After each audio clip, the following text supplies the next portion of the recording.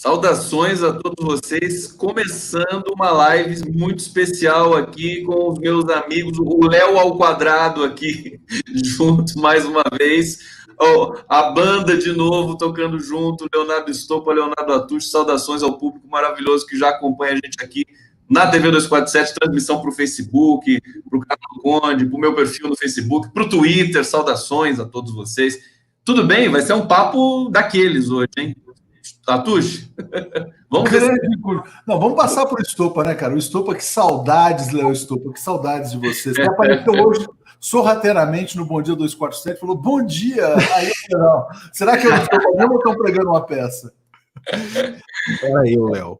E você sabe que o Conde me deu uma ideia. Estamos em momentos em que a cloroquina está fazendo muito sucesso. Aí, já que juntou aqui o Conde e o Léo, a gente tem aqui o cloro, CL2, né?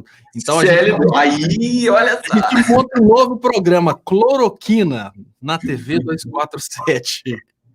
Cloro, que é o CL2, e na quina. Né? E como é que estão as coisas aí?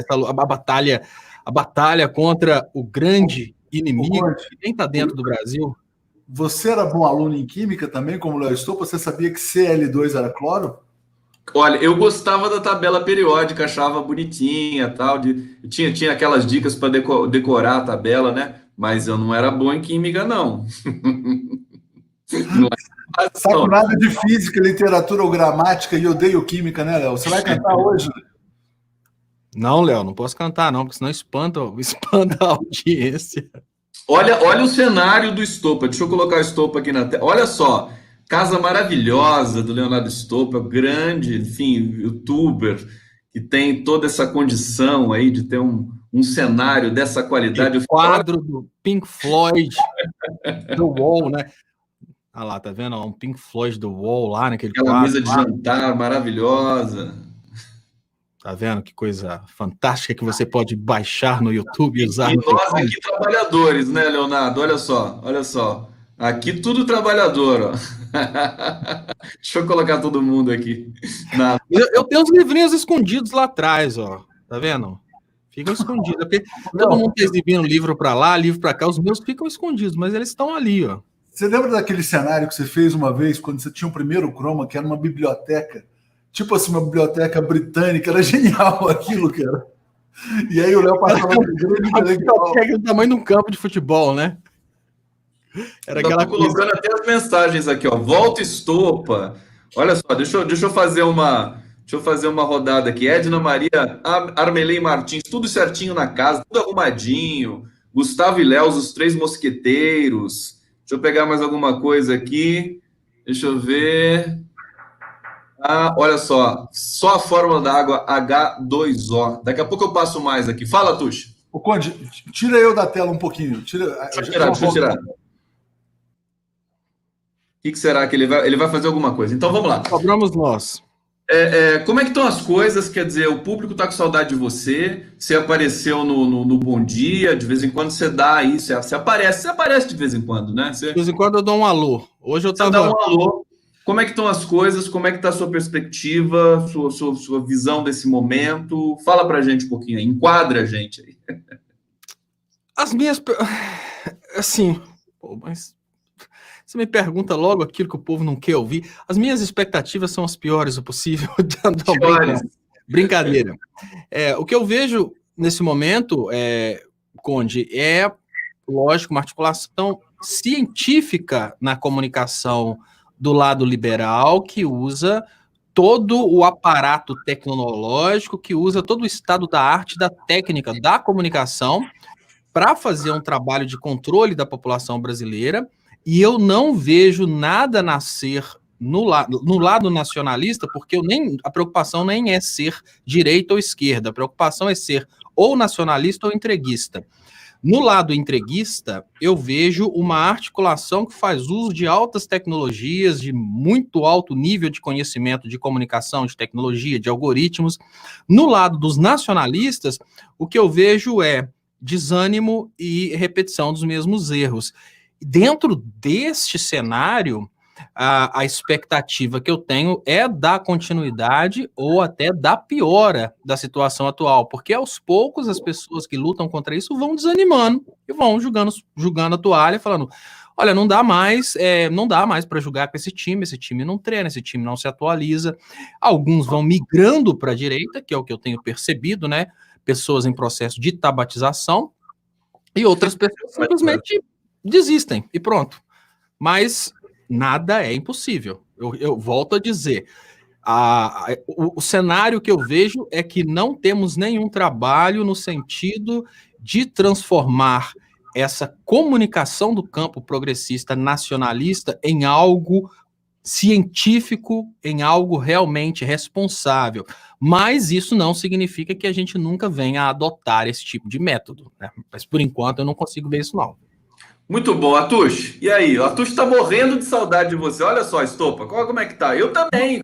Como é que fica isso? Fazia tempo que você não me via tão feliz, né, Conde? É verdade. Começa a sentir falta dos clássicos do Léo Estopa, né?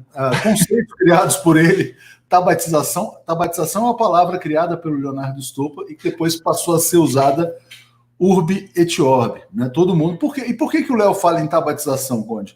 Por uma razão muito simples, porque é um sistema de incentivos. Ele começa a perceber o seguinte: poxa, a pessoa vai trafegando no campo nacionalista, né? Mas ela não vai sendo recompensada. De repente ela pula para o campo liberal, aí começa a ter espaço em todas as mídias, bombar.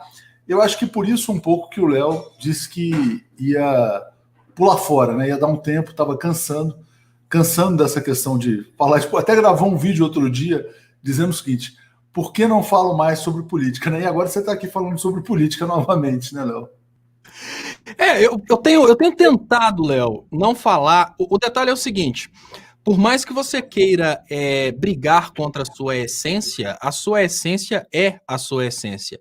Tem uma coisa que, no que diz respeito à essência, é muito importante a gente trazer um pouquinho de cientificidade para o debate, para as pessoas entenderem como as coisas, quando observadas de uma forma mais profunda, como elas são muito mais simples de serem resolvidas.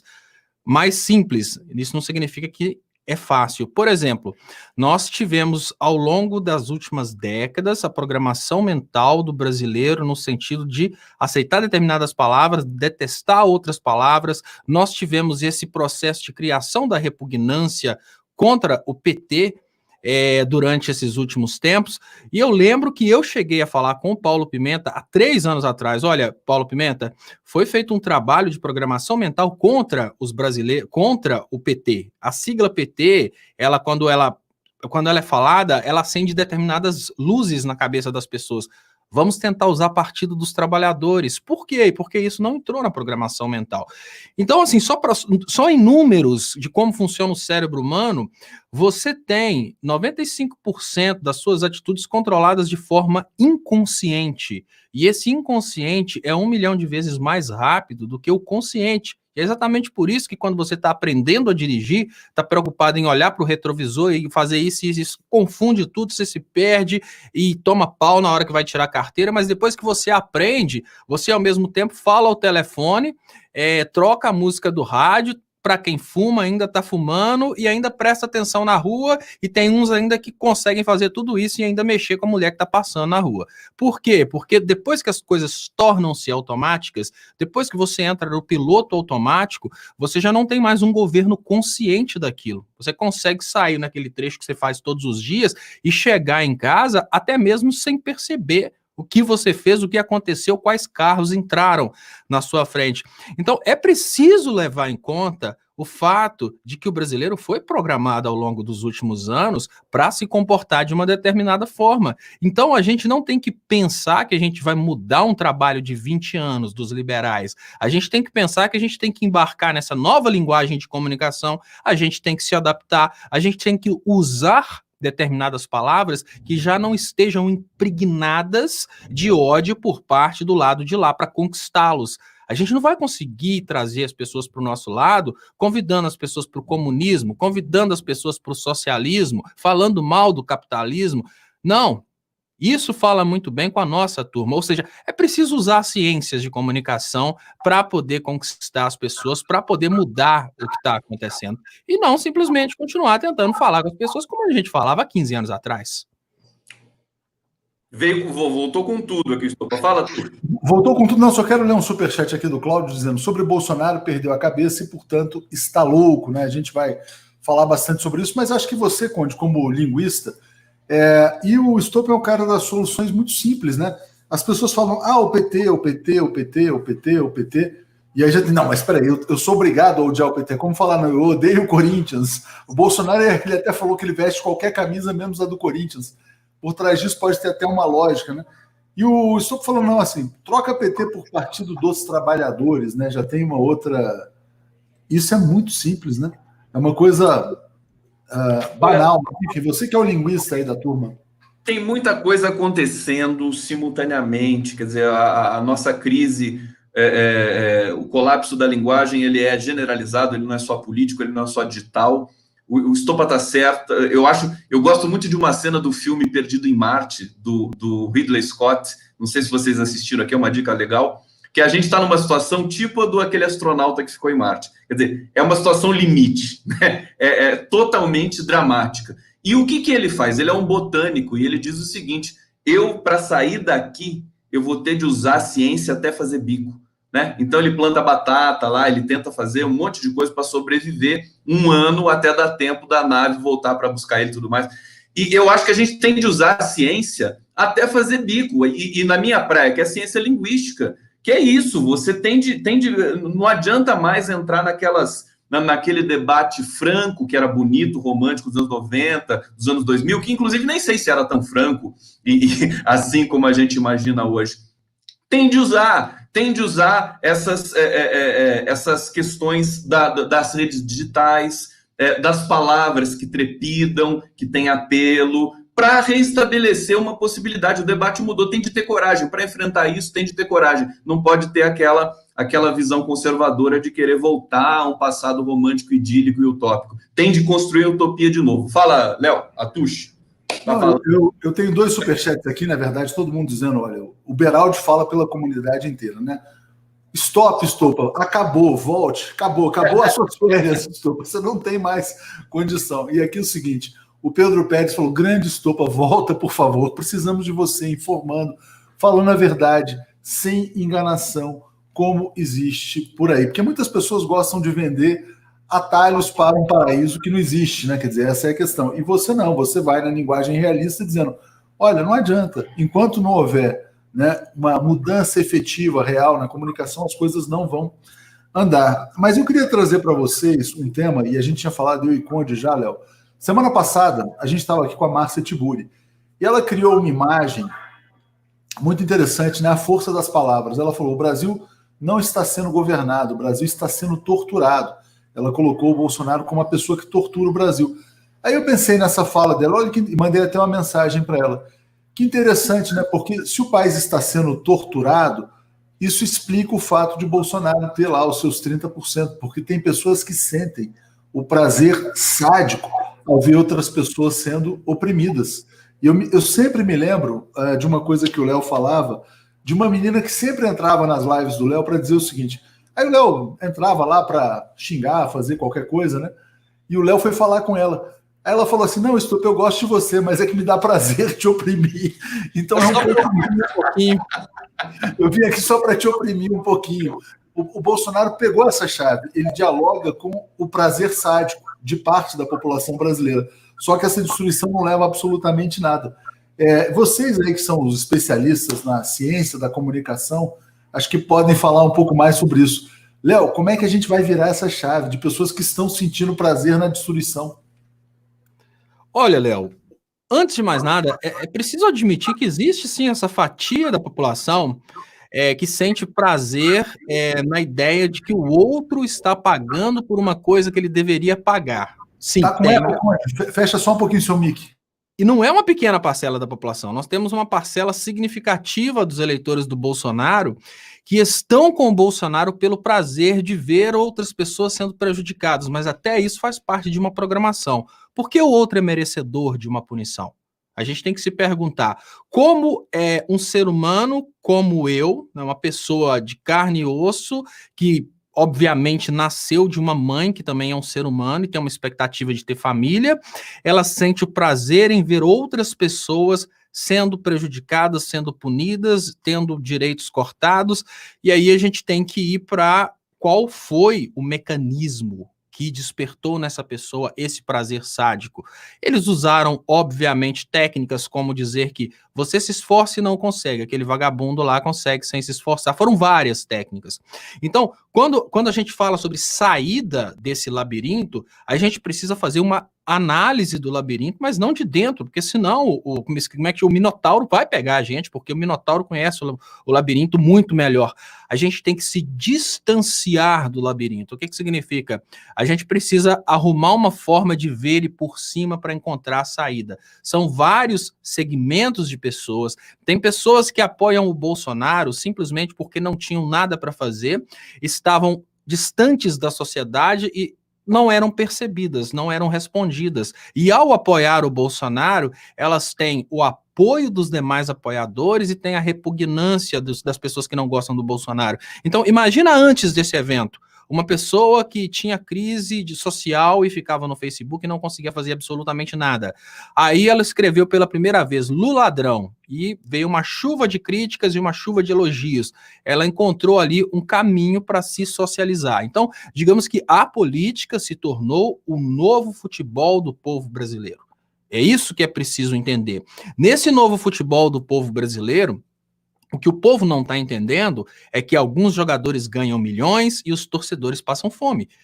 A gente precisa criar uma forma de aproveitar, de entrar nessa nova cultura, porque nós não vamos conseguir, com as poucas ferramentas que a gente tem, modificar essa cultura. E se o camarada... E segmentar é o mais importante. Olha, existe um segmento que apoia o Bolsonaro porque esse segmento é cruel, esse segmento quer ver o mal do próximo. Esse segmento, ele precisa ser desmobilizado a partir de uma demonstração, como, por exemplo, a cloroquina está matando mais eleitores do Bolsonaro, né? As políticas contra o isolamento social estão matando mais os eleitores do Bolsonaro, porque as pessoas que não confiam no Bolsonaro estão escondidas dentro de casa. Eu estou escondido dentro de casa, eu não quero nem saber da cloroquina e estou me disponibilizando e vou com a minha família para fazer o teste da vacina chinesa que eles estão criticando.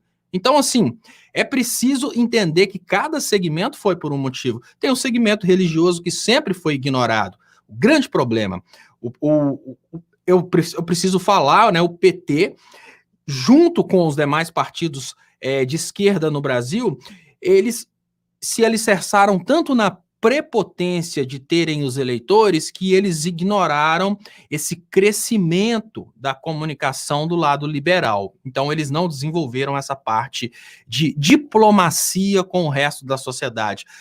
Os partidos progressistas não desenvolveram uma estratégia de comunicação com os diversos segmentos que a gente tem na sociedade e, por isso, aconteceu o que aconteceu, né? Fomos atacados de todos os lados e ainda não estamos desenvolvendo comunicação segmentada para falar com o radicalzinho, para falar com a pessoa que não tinha o que fazer e aprendeu que é legal falar o ladrão, e por isso ela acaba sendo exaltada e passa a existir numa sociedade que antes a ignorava. Uma pessoa que às vezes está nessa simplesmente porque o pastor mandou, e uma pessoa que realmente acredita na ideia da mamadeira de piroca. É preciso segmentar, é preciso conversar com essas pessoas, é preciso analisar cada segmento e ter um tipo de comunicação com cada segmento, mas não falar com essas pessoas da forma como nós falamos com as pessoas de esquerda, porque para uma pessoa de esquerda, a união faz a força. Para uma pessoa que segue o Bolsonaro, o egoísmo está em primeiro lugar. São pessoas diferentes, são comunicações diferentes. Você não vai chegar fazendo um discurso em língua portuguesa num país que fala árabe. Não adianta nada. É preciso saber a língua dessas pessoas, o que motiva essas pessoas. Resumindo, é preciso fazer um laboratório de comunicação para o campo progressista. De onde que vai vir um dinheiro para isso? Aí eu já não sei. Eu só posso dizer o que é preciso fazer, como que isso será feito e por quem será feito. Eu garanto que não vai ser pelos mesmos estrategistas que estão tentando aplicar as técnicas de 15 anos atrás. Sensacional. Léo? Tem notícias acontecendo, viu, Conde? Olha só. Antes o Glauco Silva está dizendo aqui, ó. Bolsonaro é contra o Corinthians por 2 motivos. A luta pela democracia e por ser o time do Lula. Júlio Beraldo está dizendo, olha que já tive embate com o Estopa, acho que você tinha mostrado isso aqui na tela. E Carol Maia, que presente uma live com vocês três. Muito obrigado, Carol. Muito bom estarmos aqui os três reunidos. Olha só, a manchete que vai subir agora no 247 é sobre comunicação também. A estrutura de comunicação bolsonarista era fundada nessa coisa da opressão, de xingar, de chamar de ladrão, disso, daquilo, etc. e tal. Quando isso bateu no Supremo Tribunal Federal, agora, no Alexandre de Moraes, no Toffoli, eles tomaram ações. Então, o Toffoli mandou o Twitter suspender as contas de algumas figuras. Sarah Winter, Roberto Jefferson, Luciano Hang, o dono da Van, está sem Twitter. Ele que, inclusive, chegou a comprar um avião, né, a pagar um avião para ficar lá em Santa Catarina, soltando coisas pela prisão do Lula, etc. e tal. É um alento, porque bateu no Supremo, eles começam a reagir. Agora, não basta, na verdade, banir o gabinete do ódio. É importante também que exista uma reação na comunicação do campo, não é nem de esquerda, nacional, progressista, é o campo em defesa do Brasil, né, Léo? O campo nacionalista. Mas, enfim, Conde, eu acho importante você falar sobre essa notícia. Fundamental. Enfim, como eu disse, tem muita coisa acontecendo. Voltando um pouco a tudo que o Léo falou, da esquerda, enfim, dessa prepotência, concordo com ele que existiu um pouco isso realmente, mas a gente não pode deixar de dizer também que o quanto o PT foi atacado durante todo esse tempo e o quanto ele resistiu e o quanto ele tem fibra, força, penetração, capilaridade para reverter esse processo. Continua sendo um partido forte. Eu acho que a gente tem de equilibrar um pouco todo o cenário catastrófico também com aquela energia importante que, por exemplo, os partidos de esquerda preservam. Quer dizer, eles estão com o projeto, tão resilientes, estão resistindo à maior pressão, à maior opressão, né, que o Brasil já sofreu, somando aí a questão da pandemia, da questão sanitária. O Brasil, simplesmente a pandemia do Brasil não cede, né? Ela só acelera. A gente tem o gráfico da Folha de São Paulo, que ela expõe lá todo dia, está tudo em vermelho no Brasil, de aceleração da pandemia. Agora, só para fazer o enquadramento da questão da comunicação, uma coisa que eu me ressinto muito, viu, Estopa? Eu digo isso o tempo todo para todos os interlocutores que eu tenho nos partidos, as entrevistas que eu faço, as lives, os artigos e tudo mais, exortando, mas vão ler um pouco de teoria linguística, vão ler um pouco de pragmática, de ciência da cognição. É isso que o Google, o Facebook fazem. Eles chamam para trabalhar ali para produzir os algoritmos e para produzir as políticas e os aplicativos e os recursos dessas grandes plataformas, do WhatsApp, do Instagram, com linguistas, com matemáticos, com pessoas da pesquisa, da área de pesquisa. Você não vai encontrar a solução com marketing político ou com a comunicação tradicional. É preciso realmente ser ousado. É um passo diferente, é um passo ousado. Hoje tem uma entrevista importantíssima também na imprensa, acho que é um coordenador do Big Data, desse Instituto Big Data. Só finalizar a reflexão aqui, Léo, já passo para você.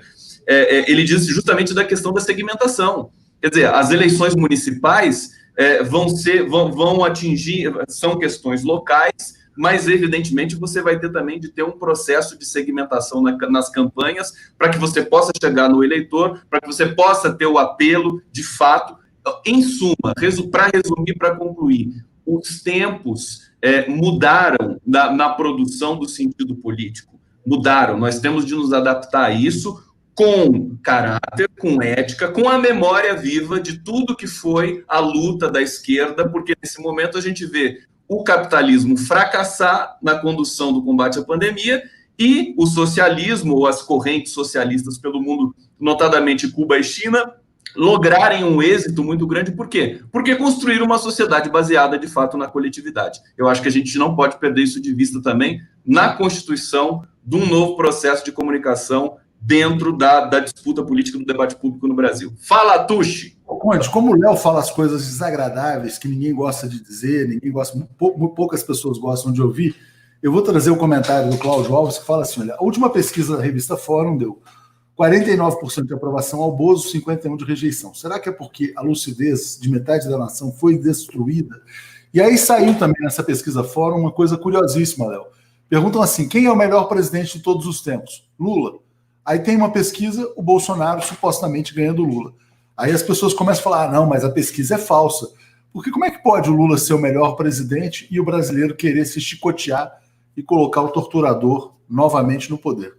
Aí saiu hoje uma pesquisa do Paraná Pesquisas, que traça um cenário, assim, desesperador, que é Bolsonaro em primeiro lugar, Moro em segundo, Haddad em terceiro, e depois vêm os outros. E aí algumas pessoas dizendo, olha, se não fizermos nada, se não houver a união das esquerdas, teremos Bolsonaro versus Moro. Eu tendo a achar que esse cenário é um pouco improvável, que a esquerda sempre vai colocar um candidato no segundo turno. Mas é importante o Léo falar sobre será que essa guinada à direita foi tão radical que nós vamos ter Bolsonaro versus Moro, Léo? E aí, eu sei que nesse caso você não vota no Moro, mas enfim, fala, Léo. Olha, o que é preciso a gente pensar nesse momento? Quando a gente vai para o pensamento econômico, a tendência natural da economia é os comerciantes ofertarem aquilo que os clientes querem comprar.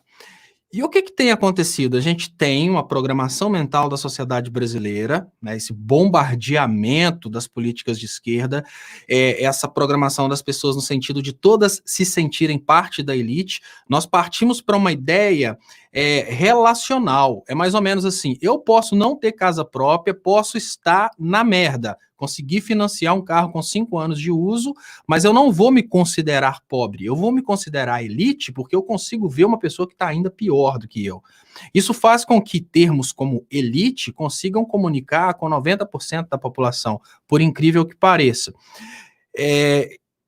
Nós estamos vivendo uma realidade na qual as pessoas estão querendo se deslocar para um eixo no qual elas tenham um certo orgulho de participar. E qual que tem sido o trabalho da mídia neoliberal nesse sentido, né? A maioria da imprensa, dos algoritmos, obviamente, também do Facebook, do próprio Google, por causa dos financiamentos que acontecem através dos patrocínios. É criar na cabeça das pessoas a ideia de que o período da esquerda acabou. E isso está funcionando. O que eu tenho percebido é que desde o início do nosso trabalho, a gente tem cometido os mesmos erros, eu tenho reclamado das mesmas coisas, a gente tem cometido os mesmos erros, e por mais que a gente tenha trazido esclarecimentos, a gente está diminuindo. Por quê? Numa disputa política, existe uma ideia que é converter opositores, ou pelo menos desmobilizar os opositores, e mobilizar os aliados. O que está acontecendo conosco? Os aliados estão desmobilizando as pessoas que antes... Isso é perceptível até através do número de pessoas que compartilhavam, do número de pessoas que estavam engajadas. Então, os aliados estão ficando desengajados e estão indo embora. É mais ou menos assim, não tem jeito, não adianta, perdemos essa. Em contrapartida, opositores estão ficando engajados porque eles continuam entendendo que esse é o melhor caminho. E olha, eu fiz uma comparação que eu fui até criticado sobre a questão do desembargador, parênteses que eu abro aqui. Qual que é o resultado final da história do desembargador e dos guardas municipais, né? Recapitulando, um desembargador que não queria usar máscaras, ele foi abordado pelos guardas municipais. Naquela situação, obviamente, os guardas municipais eram a autoridade em exercício, o desembargador estava descumprindo um decreto, bateu de frente com os guardas municipais, a mídia foi em cima, os guardas municipais foram condecorados, mas a vida deles está agora condenada a uma merda, porque a grande realidade é que a tendência natural do ser humano é puxar saco do mais forte. Então, assim que a mídia esquecer o caso, o desembargador vai conseguir transformar a vida dos guardas municipais no inferno, por mais que isso seja uma coisa absurda, seja uma coisa cruel, mas o mundo é cruel. Essa é a lógica que a gente tem que ver hoje.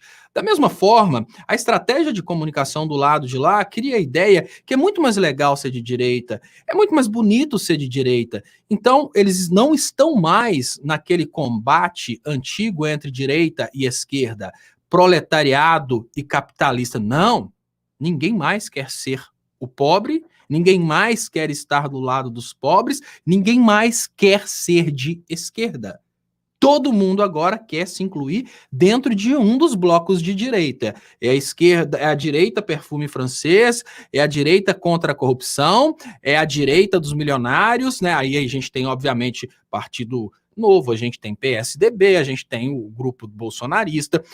Esses blocos estão crescendo agora às custas da desmobilização da esquerda. O que eu estou dizendo aqui é que, por falta da responsabilidade da esquerda em ter tomado as medidas necessárias para desenvolver uma estratégia de comunicação científica e adequada, usando o que há de mais moderno em técnica e em arte na comunicação, a esquerda está minguando. E a gente pode chegar num cenário em que a esquerda se torne uma piada. Eu vou fazer uma comparação aqui, não tentando, não diminuindo o tamanho da causa nem do partido, mas a gente pode chegar num cenário no Brasil em que a esquerda vai ser como o PSTU. Vai ser aquela minoria de radicais que sobraram ali e são ridicularizados porque fazem parte de uma corrente tão minoritária, de uma corrente tão excluída que, por mais que eles tenham razão, eles são ridicularizados. Isso pode acontecer. E aí a gente vai ter a disputa entre Luciano Huck, Sérgio Moro, PSDB, e aquela turma toda neoliberal contra a esquerda ali esmagada, os nacionalistas esmagados, e a perpetuação do colonialismo brasileiro aí por décadas e mais décadas.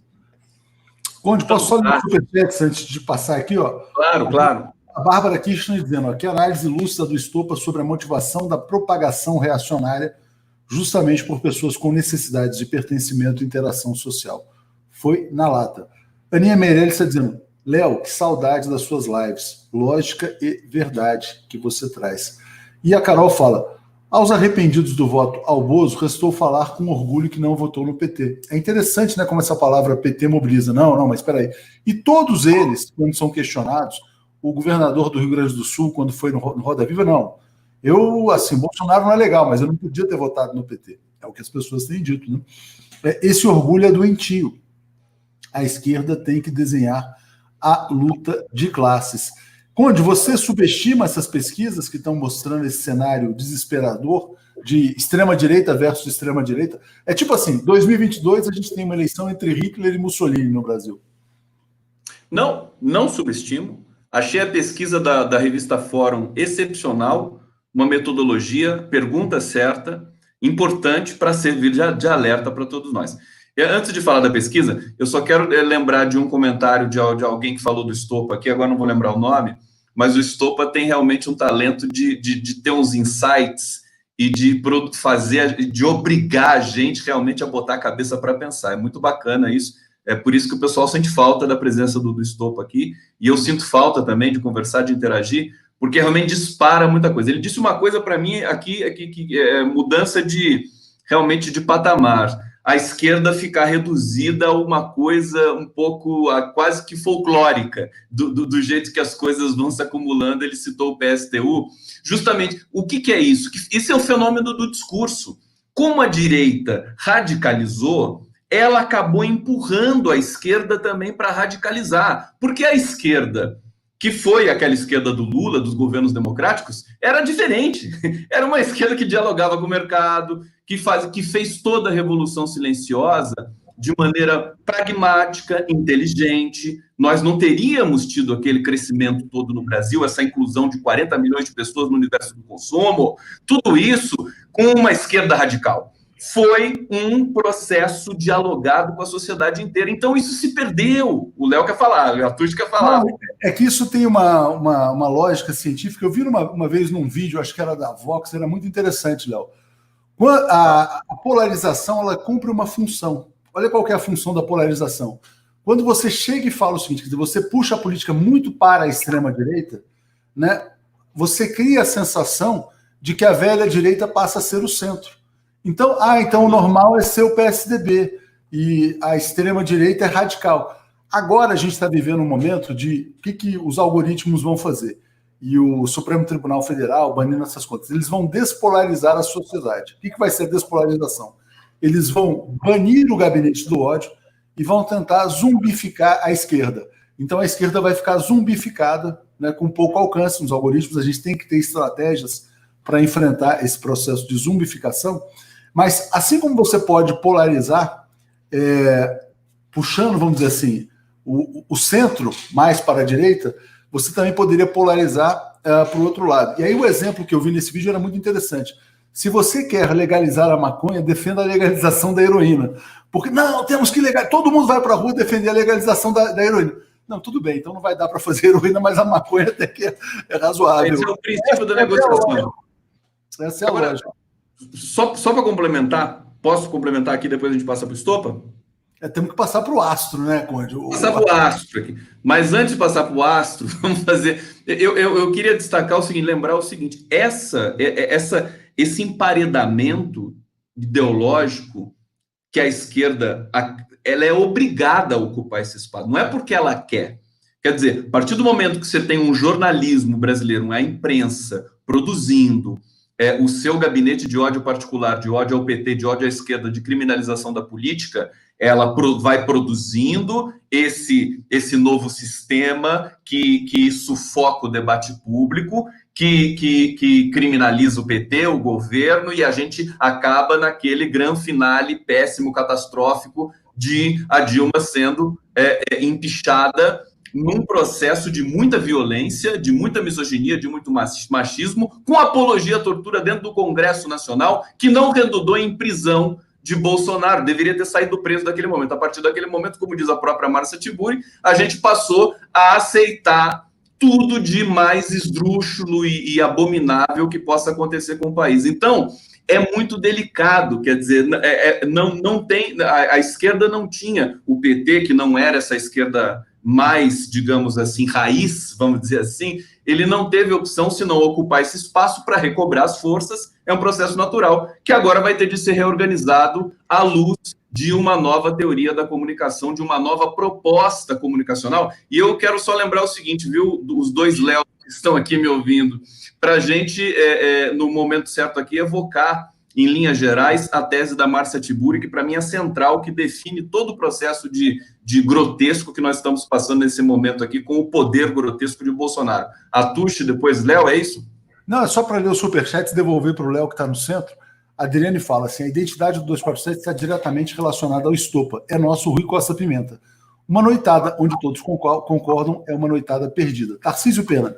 Estamos reprimidos por este estranho exército que chamamos de brasileiro, que sustenta este governo de um demente e sua gangue de psicóticos. O João Lúcio pergunta ao Léo qual que deve ser a nova embalagem do PT. O Marcelo fala, Estopa tem razão, muitas vezes só não pode desanimar. Daniel, que live, amigos, muito obrigado. Estopa, muito bom vê-lo de novo, abraços fraternos. E a Deise, essa esquerda que fala para si mesmo tem se mostrado bem nos chats progressistas. Ficou evidente nas lives com Boulos e professora Dorinha. Léo, você é o centro dessa discussão, então fale aí, você como centro político brasileiro. Ô, Léo, eu vou aproveitar a deixa do Conde e falando sobre essa questão que o Brasil viu o Bolsonaro fazer ali uma apologia a um torturador e aceitou isso de braços abertos. Nós não tivemos uma repressão a esse tipo de coisa. E essa ação do passado, ela consegue explicar muito bem o rótulo do programa de hoje, né, que é o EMA, EMA, EMA. O que a gente está vivendo hoje é a naturalização do absurdo. Por exemplo, no momento em que o Bolsonaro faz uma coisa esdrúxula, como brincar com a caixinha de cloroquina e a EMA, todos nós enxergamos isso como um ato grotesco, um ato estúpido, um ato idiota. Mas olha bem como que isso é uma coisa estratégica sobre o aspecto da comunicação. Isso transmite a ideia de que o Bolsonaro é naturalmente um presidente doidão, então ele está naturalizando aquele absurdo. Isso transmite a ideia de que qualquer coisa absurda que ele venha fazer no futuro faz parte da personalidade dele. É muito fácil entender isso se a gente pensar nas posturas que normalmente a gente espera das pessoas no dia a dia. Você tem vários amigos. Você tem aquele amigo que é o cara que é mais formal, usa terno e gravata, trabalha como advogado, todas as vezes que chega na sua casa, ele se comporta de uma forma, mas você tem um outro amigo que você gosta da mesma forma, mas ele trabalha como artista, ele já chega abraçando, brincando, e ali ele faz uma piada disso, uma piada daquilo. Para você, nenhum dos dois é repugnante, porque são os estereótipos anteriores à ideia daquelas pessoas, né? Um é artista, é natural que ele brinque, é natural que ele chegue daquela forma, o outro é advogado, a postura esperada é aquela postura mais formal. O que está acontecendo nesse momento, e não é a partir de agora, é desde o momento em que o Bolsonaro começou como presidente da República, é a naturalização do absurdo. Com a naturalização do absurdo, eles estão criando uma nova postura esperada para o presidente da República, esse é um ponto, ou seja, qualquer coisa idiota que o Bolsonaro vier a fazer não vai poder ser contestada. Essa é a postura nova de um presidente da República. Ele está engajando pessoas porque esse espetáculo parece um tapa na cara da antiga política para aqueles que são aliados ao bolsonarismo. E mais, ele consegue, através disso, controlar a mídia convencional toda vai falar sobre a questão da EMA, e ele consegue controlar a mídia alternativa, que no lugar de estar apresentando soluções para a saída desse problema, está falando sobre a questão esdrúxula do Bolsonaro. Então, enquanto o Bolsonaro está sendo criticado por brincar com a caixa de cloroquina e a EMA, a gente está vendo aí refinarias sendo vendidas, a gente está vendo todo o... Enquanto o Bolsonaro faz a cortina de fumaça, o Guedes governa a política econômica, e nós temos duas cortinas de fumaça. De um lado, o debate a respeito da cloroquina, usar ou não a cloroquina, sendo que isso é, obviamente, uma coisa para não ser debatida pela população, mas para ser debatida pelos médicos, mas nesse momento, todo eleitor do Bolsonaro tornou-se um defensor da cloroquina e muita gente da esquerda tornou-se um defensor da não cloroquina. Por outro lado, a gente tem as coisas esdrúxulas que acontecem e que chamam a atenção. Se no meu canal eu fizer um vídeo sério, eu vou ter 1000 visualizações. Se eu falar do episódio da EMA, eu vou ter 100 mil visualizações.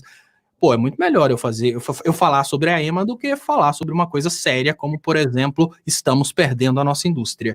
E dessa forma, naturalizando o absurdo, controlando o discurso através de atitudes absurdas e fazendo todas essas coisas esdrúxulas, eles vão implementando as medidas liberais, que são os projetos deles. Eles estão alimentando a imprensa. E uma coisa que está acontecendo nesse momento que é aquilo que eu considero que foi a cartada final do liberalismo. Antes o liberalismo conseguia controlar canais do tipo O Antagonista e grupos do tipo MBL. Por quê? Porque ali o que manda não é a verdade nem o caráter, o que manda é o dinheiro. Então, injeta dinheiro, eles falam o que for preciso. Né? O Ricardo Amorim injeta dinheiro, ele vai falar qualquer coisa a respeito da economia. O MBL, quem pagar mais, tem o apoio. Agora, os canais progressistas não perceberam isso, mas os liberais conseguiram controlar os canais progressistas com essa forma de estratégia. Olha, toda vez que um canal progressista falar uma coisa que prejudica o sistema, que incomoda o sistema, corta o alcance. Se é um canal que só traz entretenimento e falsas impressões de que tudo vai dar certo, dá alcance para eles, para criar a falsa impressão de que existe um debate nas redes sociais. Mas a única coisa que os canais de esquerda, que os blogueiros de esquerda podem falar para que eles não sejam punidos pelo algoritmo, para que eles não sejam desmonetizados, são coisas que não vão prejudicar o governo Bolsonaro. Ou é o caso da EMA, ou é uma bobeira feita pela Damares. Nunca você pode entrar em detalhes, por exemplo, de como o Brasil perde deixando de refinar o petróleo aqui dentro para refinar lá fora. Isso é assunto proibido. Nunca pode se falar em como a privatização do sistema elétrico ou a privatização da água implica em perdas para o povo brasileiro. Isso é assunto proibido. Agora, falar das loucuras da Damares, falar da EMA, qualquer coisa que seja piada, qualquer coisa que seja entretenimento, vai ser extremamente bem remunerado. E qualquer promessa de queda do Bolsonaro, os algoritmos jogam lá em cima. Por quê? Porque são coisas que as pessoas querem ver, ficaram felizes vendo, mas não vão se materializar. Então, hoje, o liberalismo, através de algoritmos e dinheiro, controla os canais oficiais, os canais progressistas, controla a esquerda, controla tudo, ainda que os canais não saibam disso. Viramos uma novela mexicana, Conde. É o seguinte, é isso. o Bolsonaro como um ilusionista. O México conseguiu virar essa situação nas últimas eleições, Léo. Exatamente. O México escapou dos Estados Unidos. Olha aqui, a Deise fala assim, a esquerda... eu já tinha lido, o Fábio Targino. A disputa de narrativas tem tempero da história. Direita se une e a esquerda disputa entre si. Eu queria destacar o comentário da Sarita, que é nossa assinante aqui, Léo. Dizemos que foi muito bom ver você de volta. E ela falou assim, o primeiro professor de política a gente nunca esquece, né? Muito bom. Então você foi o primeiro professor de política da Sarita. Fala, Conde. Bom, eu vou tentar fazer um contraponto aqui com esse cenário, porque sempre tem a parte que a gente não consegue enxergar. Eu vejo coisas... Ele desorganiza a comunicação, ele desorganiza o debate público, mas vai possibilitando a formação de uma resposta. A história é feita assim de ciclos, tudo que sobe desce, tudo que vai e volta. Então nós estamos chegando no momento também de refluxo, né? De uma certa saturação. Eu ia dizer o seguinte sobre a pesquisa da Fórum, né? Se eu acredito, se tá, eu acho que está. Veja também, Conde, Veja/Paraná Pesquisas, né? A Fórum fez esse cenário eleitoral, mas essa que dá Bolsonaro e Moro é Veja/Paraná Pesquisas. Não, mas eu estava me referindo àquela da aprovação, aquela que era só da Fórum mesmo, né? Aquela de aprovação, desaprovação, não é? Mas, bom, de qualquer maneira, é o seguinte, quer dizer, o Bolsonaro não tá derretendo, não tá lá. O que explica isso, em alguma medida, certamente, é a qualidade do nosso jornalismo. Quer dizer, o jornalismo está passando o pano o tempo todo, não adianta nem a pandemia, nem as 84 mil mortes, nem os mais de 2 milhões de casos, faz com que esse discurso dos grandes jornais brasileiros, eles simplesmente não fustigam o Bolsonaro como fustigavam os governos do PT. Quer dizer, é um jornalismo covarde nesse sentido. Tá, para você ter uma ideia, um jornalismo que passou 21 anos chamando os militares generais de presidente, o presidente Geisel, o presidente Figueiredo, o presidente Médici. Quer dizer, você vai esperar o quê de um grupo, de um jornalismo que usa esse tipo de linha editorial, né? Evidentemente, a gente sabe que os anos eram difíceis, mas eu quero dizer o seguinte, se depender desse jornalismo, o Bolsonaro é reeleito. Se a gente deixar esse discurso realmente tomar conta da produção do efeito de realidade no Brasil, mais esse tanto, né, depois de ter brigado com a realidade durante os 13 anos de democracia plena, dos governos do PT, da Dilma e do Lula, até redundar num golpe, se a gente permitir isso enquanto sociedade, enquanto formadores de opinião, enquanto debatedores, enquanto políticos, enquanto agentes públicos, a gente vai amargar a reeleição do Bolsonaro. Isso é fato. A gente está vendo a esquerda sendo emparedada por esse protocolo de comunicação de oferecer cloroquina para a EMA, é extremamente eficiente. Imagina o Bolsonaro, o governo perde de 499 a 7 uma votação para aprovação do Fundeb, e depois ele sai comemorando nas redes sociais dizendo que aprovou o Fundeb. Quer dizer, quem pode contra isso? Que tipo de comunicação? Qual protocolo de argumentação e de debate vai poder combater alguém que não tem o menor caráter, que não tem nenhuma relação com a realidade e que vai produzindo o discurso à medida em que vai produzindo esse processo de autoconfirmação pelas redes digitais afora? Não vai ser fácil, mas eu acho que a coisa... Só concluir, Leonardo, posso? Não, desculpa. Não, foi mal, desculpa. Só para concluir, eu acho que a solução acaba sendo espontânea nesse sentido. É preciso dar uma resposta e nós temos a eleição municipal aí. Vamos ver o que vai acontecer nessa eleição municipal, que eu acho que pode ser o grande momento para a esquerda, para esse centro-esquerda, para esse setor democrático, acima de tudo, além de ser, mais do que ser de esquerda, o setor democrático, dar uma resposta à altura para todo esse protocolo que eu acho que já está num processo de saturação, mas que ainda é forte. Pronto. Conde, isso que Léo, o que o Conde falou é importantíssimo, que é a falta de compromisso do Bolsonaro com a verdade. Então vamos fazer o seguinte, bom, ele luta contra o auxílio emergencial, aí o auxílio emergencial é aprovado pela oposição. Aí ele descobre que é uma coisa boa, aí ele fala, fui eu que fiz. Ele luta contra a transposição, aí ele descobre que a transposição é uma coisa boa, ele fala, fui eu que fiz. ele luta contra o Fundeb. Aí o Fundeb é aprovado e ele fala, olha o que eu fiz, como eu sou legal. Se ele fosse um personagem de desenho em quadrinhos, ele seria aquele Dick vigarista, né? Aquele cara que mente, não tem compromisso nenhum.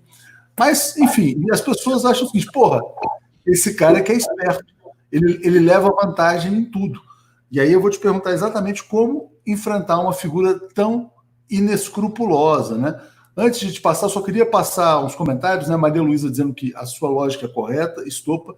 O Ricardo Garcês dizendo, não desanime, eu mesmo passei a apoiar mais vocês, graças ao 247 canais de esquerda, a maioria só tem a visão que a mídia comum impõe, e Corda Bamba dizendo, em 2022, Bolsonaro e Moro estarão na sarjeta.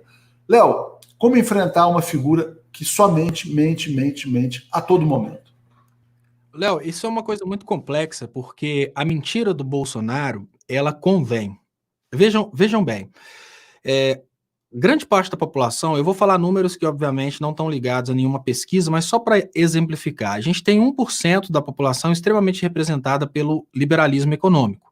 Esse 1% não sabe como o liberalismo econômico no Brasil vai os prejudicar. Eu já posso dizer, por exemplo, que esse 1% da população ficou muito mais pobre.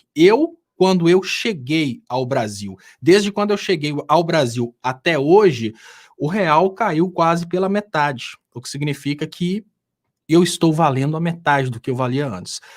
A gente não sabe comunicar isso com essas pessoas. Então, essas pessoas que são formadores de opinião e controladores dos formadores de opinião, eles continuam imaginando que essas políticas econômicas liberais os representam. Mas, dando sequência, a gente tem, depois desse 1% dos mais ricos, a gente tem uma fatia importantíssima, que são os formadores de opinião, e esses formadores de opinião estão sendo controlados pelo dinheiro, e esse modelo Bolsonaro está suprindo os formadores de opinião. Então, o que acontece? 98% da população, volto a dizer, isso não é uma pesquisa, eu estou dando exemplo, 98% da população está tomando pancada, mas está achando que está tudo bem, por causa de 1% que está pagando o outro 1% para falar que está tudo bem. Resumindo, como que a gente conseguiria reverter essa lógica? A gente conseguiria reverter essa lógica tendo uma comunicação estratificada, direcionada aos formadores de opinião e direcionada aos donos do dinheiro. Nós não temos essa comunicação direcionada a essas pessoas. Vamos imaginar aqui que, por exemplo, um diretor de uma Federação das Indústrias de São Paulo, ele está lutando desesperadamente pelo fim dos direitos trabalhistas, achando que dessa forma ele está ajudando a indústria de São Paulo, mas em contrapartida ele está lutando contra os direitos trabalhistas, apoiando o governo que está lutando contra a indústria.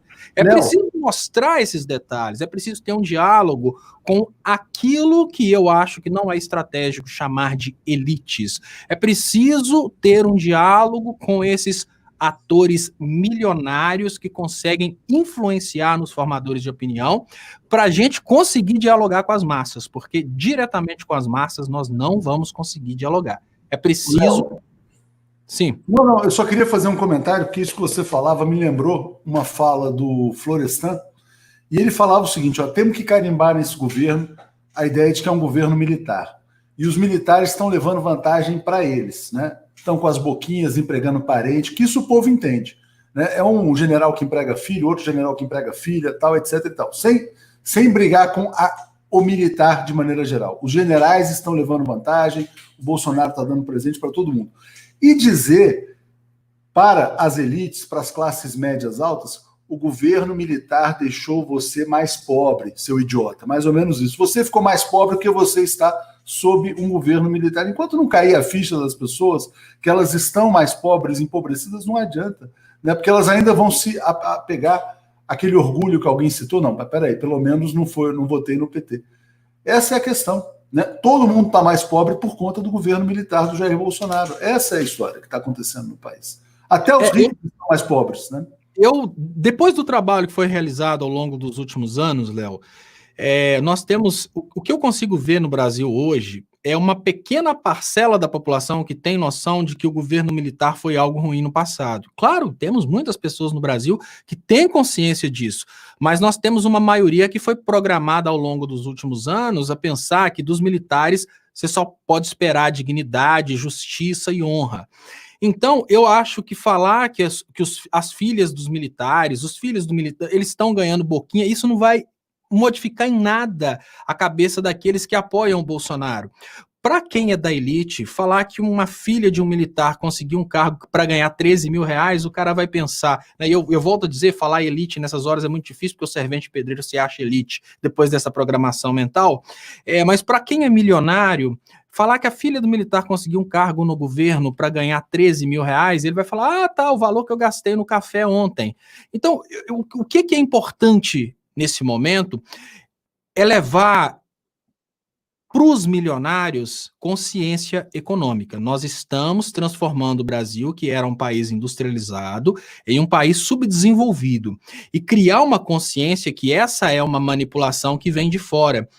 Eu acho que toda vez que a gente tenta colocar na comunicação do campo progressista qualquer coisa contra os militares, a gente só se distancia ainda mais do sucesso. Por quê? É muito comum que a pessoa ou seja militar e abandone a causa por causa de tanta perseguição aos militares, ou tenha um parente militar. Eu gosto de comentar uma coisa aqui, para você ter uma ideia de como as coisas funcionam. A minha mãe, ela era não apoiadora, mas ela era simpatizante do Bolsonaro até o momento em que o Bolsonaro mandou um tweet xingando ela pessoalmente. Quantas mães vão receber um tweet do Bolsonaro xingando elas pessoalmente? Qual que é o motivo? A minha mãe tem 2 irmãos militares e o pai dela era militar. Então a gente não pode chegar e tentar apontar para uma classe. Se a gente tenta apontar para uma classe, a gente está desumanizando uma classe, a gente está fazendo uma coisa muito semelhante ao que eles fazem. O que a gente precisa entender é que as pessoas que realmente controlam grande parte da população é uma quantidade muito pequena de pessoas e hoje essas pessoas controlam os algoritmos. A gente precisa conquistar essas pessoas com inteligência. A gente não vai chegar para uma pessoa bilionária, dona de um banco, e falar com essa pessoa, cara, você tem que ter amor ao próximo. Não, não é isso. Cara, você já parou para pensar que se aquelas pessoas lá começarem a ter acesso ao consumo, elas vão pôr dinheiro no seu banco, aí elas vão ter cheque especial e vão ter que te pagar juros? É conscientizar esses grupos poderosos de que a melhor forma da prosperidade deles é a prosperidade do conjunto. É o que a China tenta fazer com o mundo inteiro, né? Crescer todo mundo ao mesmo tempo para que exista prosperidade para todos. Agora, tentando conversar diretamente com o povão, tentando criar a ideia, olha, para o Florestan Fernandes, até para você, talvez para você, Léo, essa história de governo militar faça muito sentido. Agora, para mim, ela só faz sentido histórico. Eu não vivi o governo militar. Então, eu tenho aquilo que me contaram. Ou seja, se a única coisa que eu vivi foi o que me contaram, é possível modificar a minha percepção. Desde que a pessoa tenha inteligência para falar que, olha, te contaram mentira. Na verdade, os comunistas atrapalharam o Brasil, o governo militar era bom. Confiar na ideia de atacar os militares é confiar na ideia de que nós temos dentro do Brasil uma quantidade muito grande de pessoas que viveram a experiência do governo militar e mais, que viveram a experiência do governo militar como protagonistas da luta democrática, o que é muito difícil. Muitas pessoas viveram simplesmente como bystanders, que é mais ou menos assim, eu lembro do governo militar, mas eu não entendia nada de política naquela época, para mim estava tudo bem, porque a Globo falava que estava tudo bem. Então vamos cair na real. Isso não é uma estratégia de comunicação. Falar que o Brasil hoje está vivendo um governo militar assusta a gente da esquerda, não assusta a maioria da população. Pior, isso vai enfatizando a ideia de que nós estamos caminhando para a moralidade, porque é a ideia que está sendo consolidada na cabeça dos jovens, na cabeça da maioria engajada. Então, até nesse ponto, eu acho que a gente tem que refletir muito. É preciso muito brainstorming nessa hora, é preciso muito diálogo entre os formadores de opinião e é preciso muito previsão de cenários. Uma coisa que na engenharia de produção a gente faz muito é previsão de cenários. Se eu fizer isso, pode acontecer isso, que depois vai desencadear nisso e o resultado vai ser aquilo. Se não for dessa forma, se a gente for ficar vivendo na tentativa e erro, é 50% de chance de ter erro. E tem tido muito erro.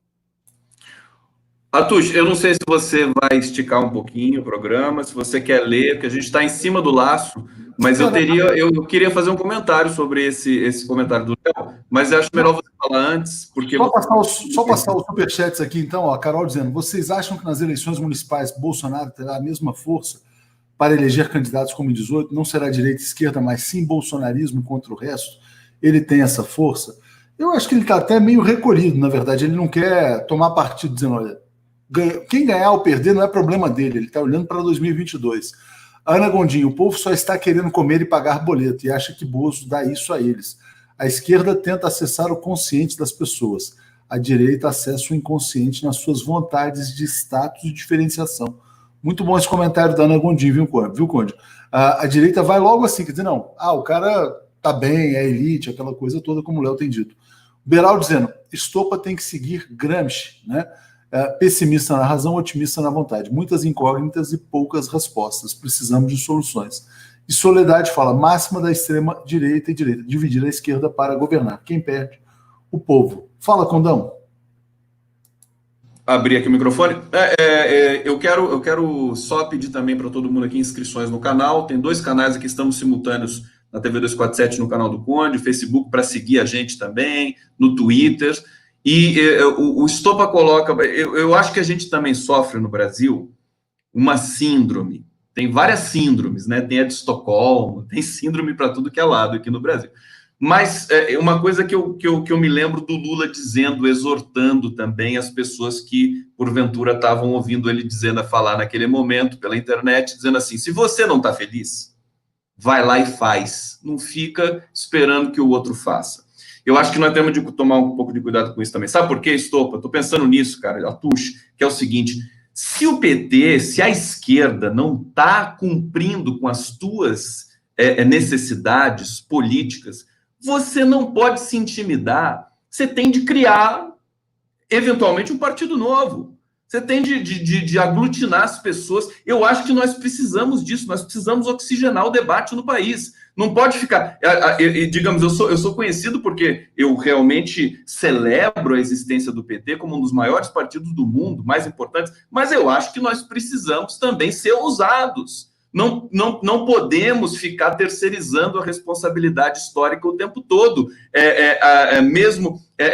Ainda que o Lula seja uma figura extraordinária para o mundo todo, ninguém vai tirar isso dele, ninguém vai tirar isso do PT. Então eu acho que a gente precisa, viu, Estopa? Eu acho que toda essa ideia de realmente produzir uma comunicação mais ousada, mais assanhada, mais atrevida, eu acho que a gente não precisa ficar esperando conversar com um dirigente de partido tal, X ou Y. Tem que chegar e fazer. Vamos chegar e vamos produzir um tipo de coletivo que faça, né? Porque as pessoas estão esperando isso. Eu sinto isso nas redes, eu tenho certeza que vocês sentem também. As pessoas estão esperando alguma coisa nova, algum nome, alguma palavra, alguma legenda, justamente, que possa atender um novo conjunto de demandas da sociedade, porque a gente está mudando o mundo do trabalho, o mundo da sociedade, o mundo do conhecimento, das aulas, da academia, da faculdade. Quer dizer, a coisa vai migrar para o ensino à distância depois dessa pandemia, definitivamente. Todos os prognósticos vão nessa direção. Então, eu só queria deixar esse recado aqui. Quer dizer, eu acho que a gente precisa ter a coragem